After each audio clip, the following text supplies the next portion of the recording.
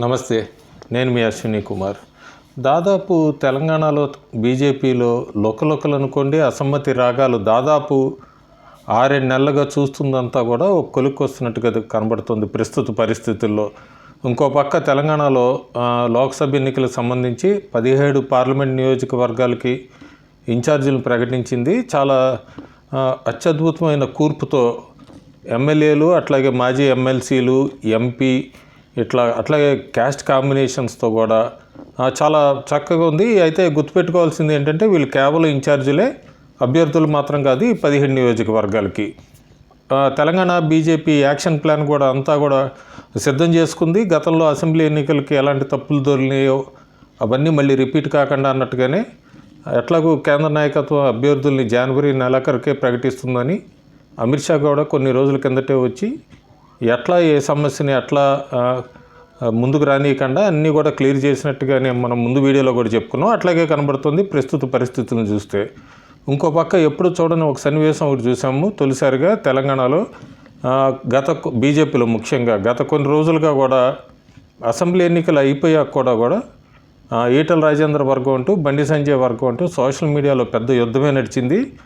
ఒకళ్ళకి ఒకళ్ళు ఓటమికి, బీజేపీ ఓటమికి మీరు కారణం అంటే మీరు కారణం అంటూ కూడా వీళ్ళిద్దరూ సంబంధించిన ఫాలోవర్స్ అందరూ కూడా సోషల్ మీడియాలో ఒక యుద్ధానికే తెరలేపారు అనుకోవచ్చు. ఈటల రాజేందర్ని తిడుతూ బండి సంజయ్ వర్గం, బండి సంజయ్ వర్గాన్ని కామెంట్ చేస్తూ ఈటల రాజేందర్ వర్గం, ఇట్లా ఒక పెద్ద యుద్ధ వాతావరణం నడిచింది అసెంబ్లీ ఎన్నికల తర్వాత. చాలా ఇంటర్వ్యూల్లో ఈటల రాజేందర్ మాట్లాడుతూ తనకి ఎవరితో విభేదాలు లేవని చెప్తూనే వచ్చారు. ఈటల రాజేందర్ ఒక 2-3 ఎలక్ట్రానిక్ మీడియా ఇంటర్వ్యూలతో, అలాగే కొన్ని యూట్యూబ్ ఛానల్స్తో. కానీ బండి సంజయ్ నోటి వెంబటం మొట్టమొదటిసారిగా మనం ఈరోజు విన్నాము. అది ఈటల రాజేందర్తో తనకు ఎలాంటి విభేదాలు లేవంటూ చెప్తూనే కూడా ఆయన ఇంకొక చక్కగా ఈటల రాజేందర్కి కూడా ఎవరితో విభేదాలు లేవని, మేమంతా కలిసే ఉన్నామని తొలిసారిగా పార్లమెంట్ ఎన్నికలకి కొన్ని రోజుల ముందే బండి సంజయ్ ఈ వ్యాఖ్యలు చేయటం కూడా ప్రాధాన్యత సంతరించుకుంది. దీన్ని బట్టి మనకు అర్థమవుతుంది ప్రస్తుతానికి తెలంగాణలో అసమ్మతి రాగాలన్నీ కూడా ఒక సర్దుబాటుకు వస్తున్నట్టుగా, ఒక కొలిక్కి వస్తున్నట్టుగా తెలుస్తుంది. ముఖ్యంగా ఈటల రాజేందర్ వర్గం అంటూ, బండి సంజయ్ వర్గం అంటూ కొన్ని రోజులుగా హడావిడి చేస్తున్న ఈ తెలంగాణ బీజేపీ క్యాడర్ అంతా కూడా ఒక తాటిపైకి వస్తున్నట్టు కనబడుతుంది.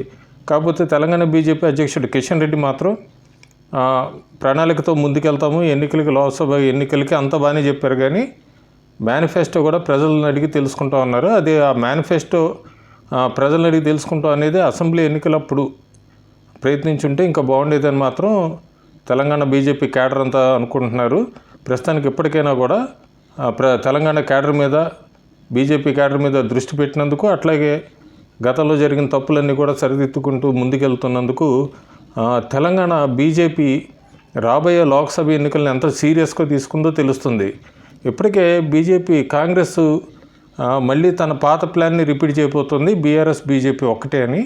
ఇదే ఎత్తుగడ మీద కూడా మొన్న అసెంబ్లీ ఎన్నికల్లో కాంగ్రెస్ పార్టీ ఎక్కువ స్థానాలు గెలుచుకోవడానికి ప్రయత్నించింది. దాన్ని ఈ రకంగా బీఆర్ఎస్ బీజేపీ ఒకటేని ప్రజల్లో గట్టిగా తీసుకెళ్లడంలో కూడా సక్సెస్ అయింది. అంతేకాకుండా సీట్లు సాధించడంలో కూడా సక్సెస్ అయింది. సేమ్ ఫార్ములాని మళ్ళీ లోక్సభ ఎన్నికలకు తీసుకొస్తుంది బీఆర్ఎస్ బీజేపీ రెండూ ఒకటే అని.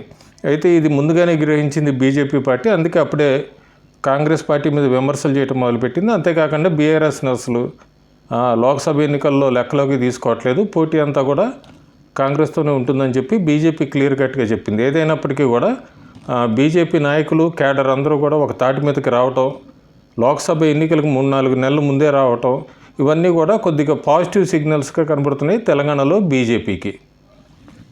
Thank you.